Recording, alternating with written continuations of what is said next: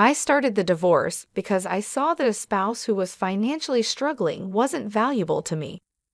My world was turned upside down when, on a business trip, my husband suddenly told me he wanted a divorce and that he was already married to his lover. To make things worse, he accused me of marrying him just for his money and demanded that I give up any rights to our property. Facing my indifferent husband, who had always looked down on me since we got married, led to his complete downfall. My name is Lisa. I'm 40 years old. I was raised by a single mother after my father died when I was in kindergarten. Despite the financial hardships, we found happiness as a family of 3. Even now, with a decent job and salary, I still live frugally because of my upbringing. I married Larry, a wealthy man I met through a friend. I was drawn to his kindness and the new possibilities he introduced to me. After we got married, our different views on money and gender roles became clear. Larry imagined a traditional home where I would stay at home, but I was committed to my career and staying financially independent. Before we married, Larry suggested I become a housewife, assuming I would accept traditional roles. However, I made it clear I wanted to keep working until we had kids, pointing out the financial advantages. I managed to convince him, but the reality of balancing work and home responsibilities was hard. Even though I worked full-time, I still had to do all the house chores, leaving us little time together. Meanwhile, Larry, sticking to a traditional husband's role, did nothing at home. He just enjoyed his dinner and relaxed when he got home. Trying to balance work and home life strained our relationship and made me wonder if this was really what marriage was supposed to be like. I was afraid to tell Larry how unhappy I was because I thought he might make me quit my job, even though he didn't help at home. I hoped that having children might improve our relationship, but we were becoming more distant, making me doubt we could start a family. Feeling it was urgent to talk about this, I approached Larry. "Hey, we should think about having kids, right?" I said. "Kids? You're pretty energetic for someone tired from work and chores," he replied. "It's not about that. I want to have children. We haven't been married long, but I'm already over 32. Women can only have children for a certain time, and it's getting harder for me to conceive as I get older. It's almost too late. But we don't need kids. If we have one, you'll expect me to help, right? You know I'm busy with work and won't help with raising children. Isn't it strange to say you won't help with child rearing even before they're born? I plan to raise them alone, but shouldn't you at least want to help? It's your child too. Child rearing is your job. I'm working to support the family, so I definitely won't help with the kids. You'll just complain that I don't help, making me the bad guy. You must have been taught to be poor and have lots of kids since you were born. We're not poor. We don't need kids. End of discussion. Larry abruptly ended the conversation and went to his room. Alone in the living room, I broke down in tears. My desire for children was not only rejected, but he also mocked my upbringing. After this, our relationship got worse quickly.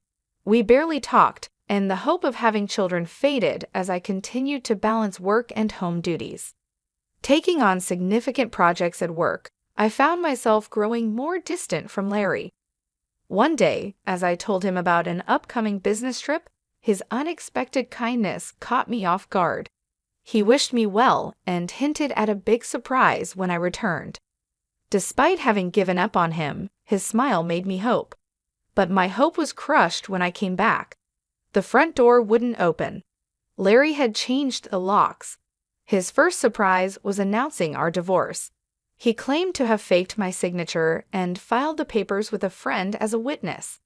Inside, he handed me a document to sign, giving up my rights to any property division and protesting the false accusations. I insisted that we both give up our rights to any property, and I wanted this to be a public agreement.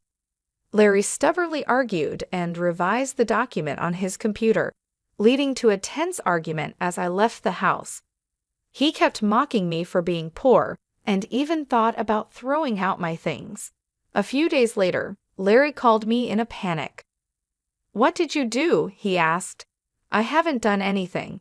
Why are you panicking? I have many questions. First, I was told to leave the apartment. Oh, you were still living there. That's not allowed. It's a new month. You're trespassing. Trespassing? But it's my house. Are you okay? Did you forget it was a company apartment I rented? I was the leaseholder, so naturally, you can't live there anymore. That's ridiculous. How could you do this? I can't believe you didn't know. I'm not the one who should be accused here. Didn't I tell you that you can't just change the locks of a rental apartment? It's my house. I can change the locks if I want. Didn't you listen? It was my lease. And even if you were the leaseholder, the owner is the apartment manager. You can't change the locks without telling them. Is that so? Also, I ended the lease while you changed the locks. I was allowed to live there until this month. I was planning to return, but now you've unlawfully altered someone else's property, which could be criminal damage. Wait, why did you end it so early? Criminal damage? Is that why the police are at the front door now? I'm too scared to open it. Don't worry, it's probably not for trespassing or criminal damage. It's better to talk to them. Why do I know about the police? Because I reported you for filing the divorce papers yourself. It looks like you've committed crimes like forgery and fraudulent use of a document. Divorce papers can be filed by one person, but only with mutual agreement and personal signatures. Since you forged my signature and the witness, it's clearly a crime. Larry seemed unaware of his guilt.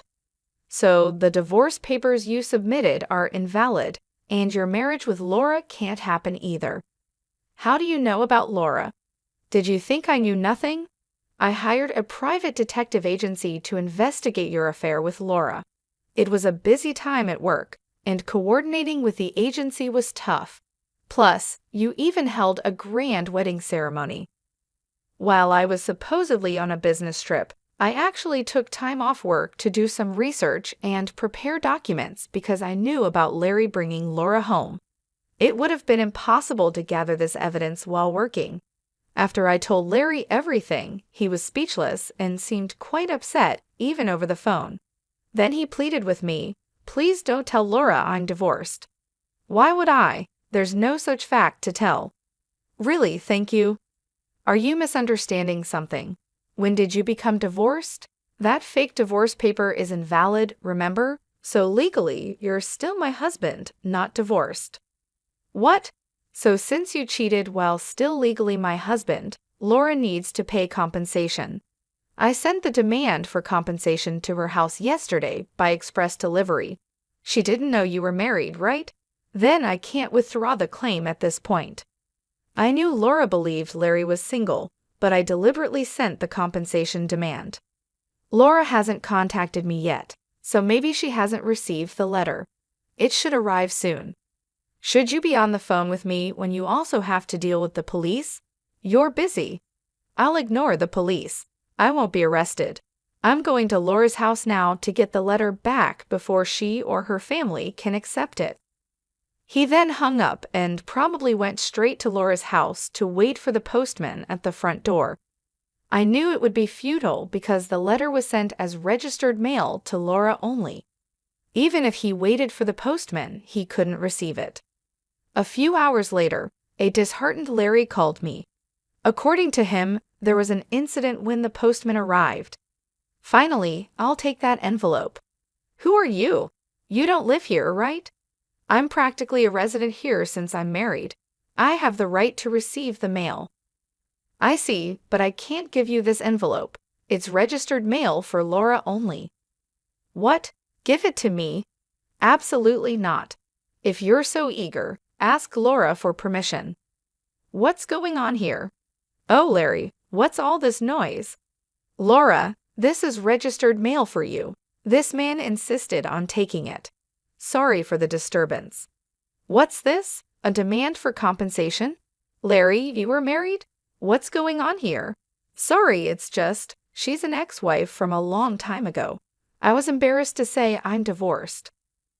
I'm sorry for keeping it a secret, but isn't it strange? We haven't been dating long, and suddenly there's a demand for compensation. If you were divorced before we started dating, there shouldn't be any problem, right? Well, my ex-wife is crazy. Maybe she's demanding compensation out of spite because I got married. That was the excuse he gave, but his lie was soon exposed. The envelope included a letter I wrote along with my contact information, so Laura called me directly. During that call, I told her about the affair, the invalid divorce, and that they had a wedding ceremony while he was still married to me. Although they had a wedding ceremony, they hadn't submitted the marriage registration yet. Larry wanted to submit it on April Fool's Day, so it was still pending. He probably delayed submitting the marriage registration because he was unsure whether the divorce was finalized. After being exposed, Larry left Laura's house and shamelessly contacted me again. I still had something to tell him, so we agreed to meet at a nearby cafe. As soon as I arrived, Larry said, "Lisa, please withdraw the compensation claim. Let's pretend we've been separated for a long time and officially divorced now. I can apologize to Laura for being secretly divorced and maybe cover it up. Do you think I'm desperate to stay married to you? I was going to file for divorce anyway, but since you cheated, you'll pay compensation." Just trying to extort money from me, huh? Typical of the poor. You have such a poor heart, he said. You're talking nonsense.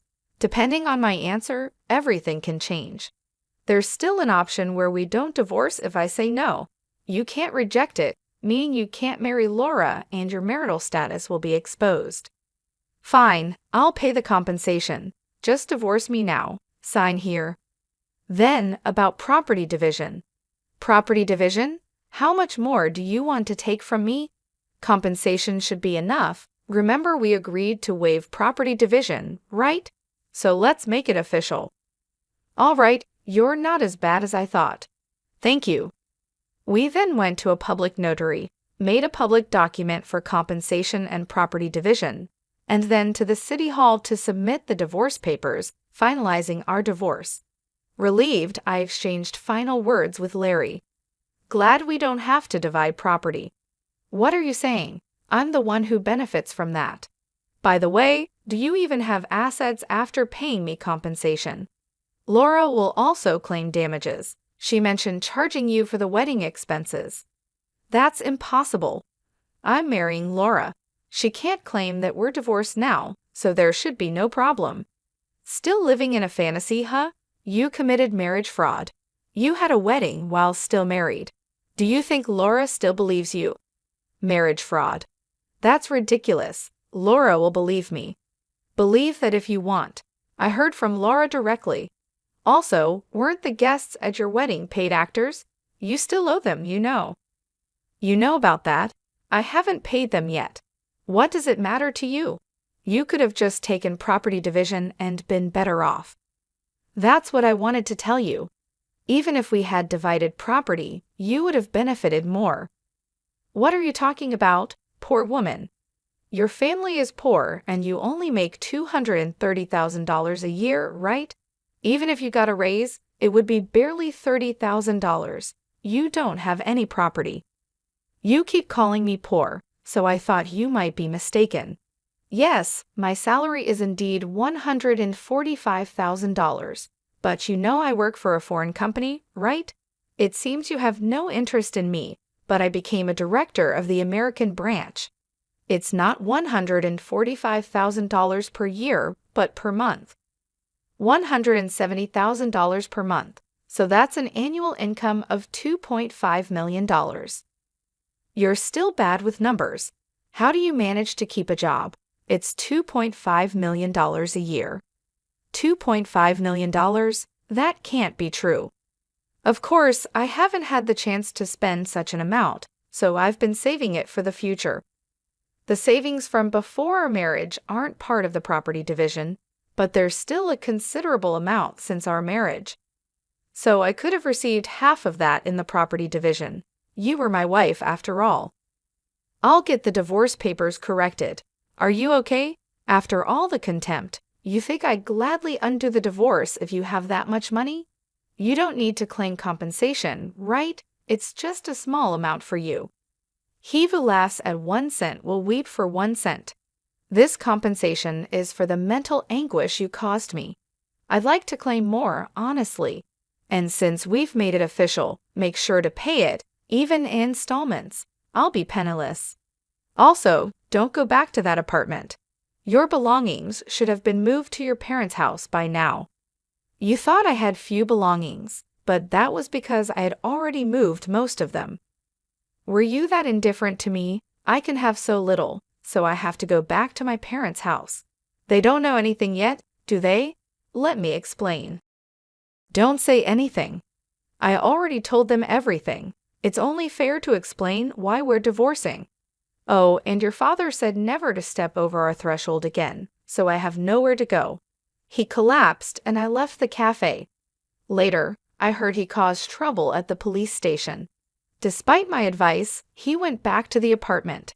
He just sat there aimlessly in the empty apartment until the manager called the police, and he was taken away. I'm not sure if it was for obstructing public duties, trespassing, or the falsified divorce papers. Eventually, his parents took responsibility for him. After talking with me and learning about Laura, they decided that apologizing and paying damages to Laura's family came first.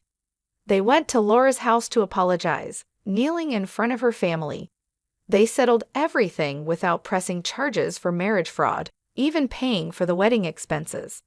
I had expected them to sue, so it was disappointing they didn't. I decided to pursue legal action against him for forging the divorce papers. Larry offered a settlement, but I didn't withdraw the lawsuit. I didn't want him to think everything could be solved with money. I wanted him to be convicted and understand the gravity of his actions, even if it cost time and money. I left everything to my lawyer, so it wasn't too burdensome for me. Even though it took time, Larry, exposed for his actions and the marriage fraud, couldn't stay at his company anymore. After being detained by the police and subsequently absent without leave, he was eventually fired. He ended up living at his parents' home, working all day at a relative's construction company. His father took all his earnings, leaving him with no income. I thought his parents wouldn't abandon him, but they were stricter than I expected. They paid my compensation and Laura's compensation, planning to make him work hard until he repaid everything. He lived in a shed-like place with no electricity, receiving only $10 per day for food, deducted from his salary. They planned to kick him out once he'd repaid everything, a harsh fate. After years of hard work, I was offered a position at the head office abroad, so I moved overseas after the divorce was finalized. I worried that Larry might come to me for help or harbor resentment, but moving abroad alleviated those concerns. Initially, I thought work would be my sole companion for a while, but life took an unexpected turn. I soon found myself in a new relationship. I am now dating a foreign executive at our head office. Things have progressed quickly and I'm pregnant with plans to marry soon. I shared everything about my past and my ex-husband with him, and he's been incredibly understanding and supportive. We've discussed our future together in depth. I'll be taking maternity leave soon, and we've planned for me to return to work afterward. He's enthusiastic about taking paternity leave and embracing the role of an active co-parent, which showcases a refreshing cultural perspective compared to what I experienced previously. My past experiences with my ex-husband were challenging, but now I finally feel like I'm on the path to true happiness. I am gaining confidence each day and moving closer to building the happy family I've always dreamed of. The journey here taught me a lot about resilience and the complexity of relationships. Many people endure suffering due to selfish partners, and while divorce isn't always the preferred solution, enduring in silence is certainly not a virtue. It's crucial to recognize that open and honest discussions can pave the way to meaningful resolutions. In some cases, divorce turns out to be a necessary decision for personal growth and well-being. This chapter of my life has reinforced that belief, helping me move forward with a new sense of purpose and hope for the future.